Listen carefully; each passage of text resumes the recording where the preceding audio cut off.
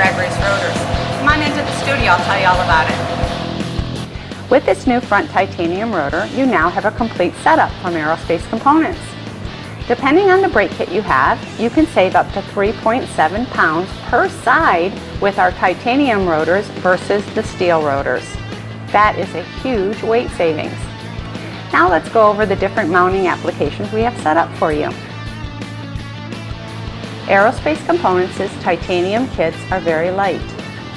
They come with lightweight billet aluminum hats. They also have billet brake calipers with zero drag technology built in.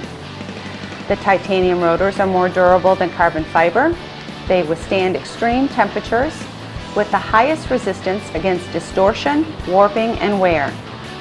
They are all custom engineered to fit your application.